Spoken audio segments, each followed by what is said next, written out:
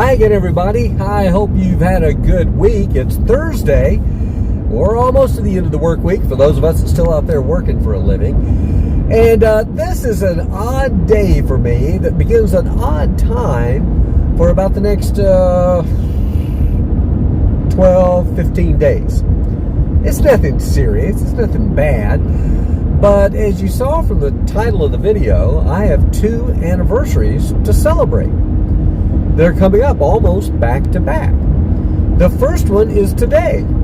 This would have been mine and Pam's wedding anniversary. And we were married well past 30 years because we got married really young, right out of high school basically. And those first few years after losing her, I would always try though and plan something special for our anniversary day.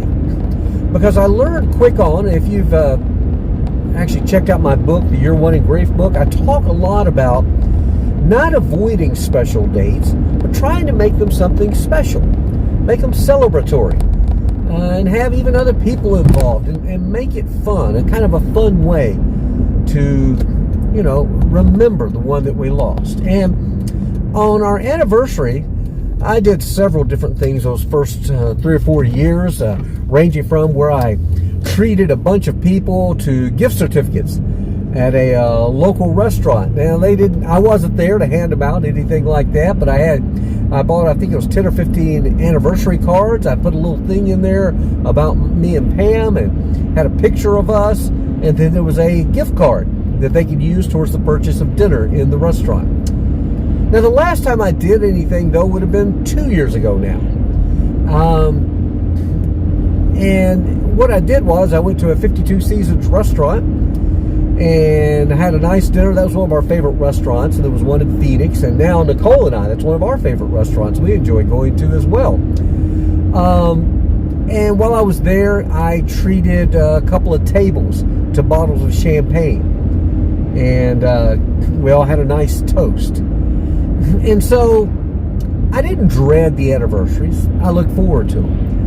But now the last couple of years, of course, I ended up finding love again. Something I thought would never, ever happen. And so I don't ignore, though, the date of the anniversary Pam and I have. But now I don't make a big deal about it anymore. But now let me be perfectly clear. It doesn't mean that she's gone from my heart, that I don't remember anything like that. I just have a different way of processing it now these days. And the reason I said 2 anniversaries to celebrate in a row is because in about 2 weeks, Nicole and I will celebrate our wedding anniversary as well. And no, it's not on Valentine's Day. We talked about that. We both agreed, no, we don't want to have an anniversary on Valentine's Day. And that will be very special as well, because she has changed my life, and she tells me that I've changed her life.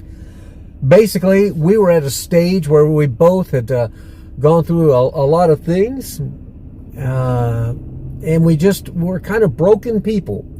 And God put us together, and it's been a good union.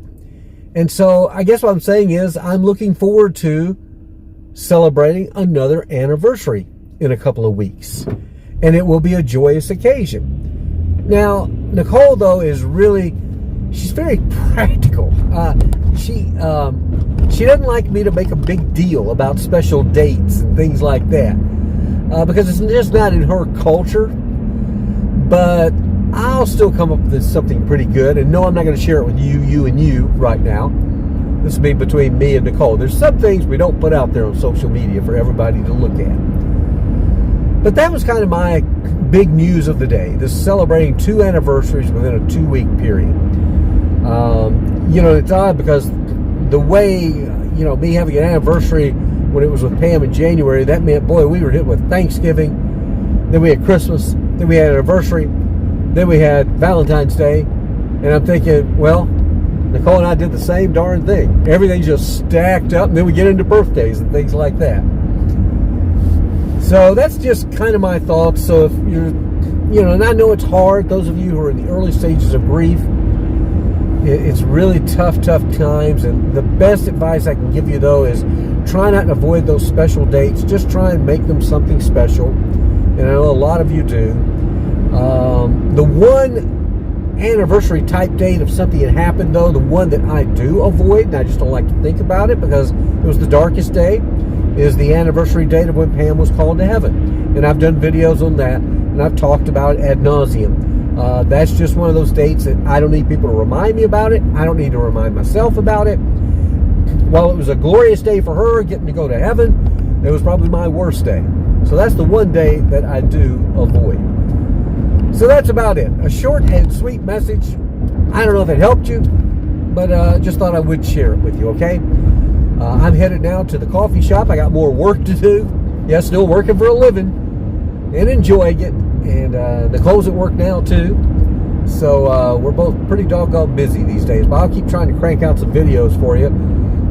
You know, we're still shooting towards that 1 million subscriber. And again, check out my book, Year One of Grief. It's available on Amazon. Free if you got unlimited Kindle, and otherwise it's really an inexpensive book, and you may know somebody that can benefit from that book. Okay, so keep subscribing, thumbs up, share these videos, and as we always say, have a great day, better yet, a better tomorrow, and bye now from inside my car.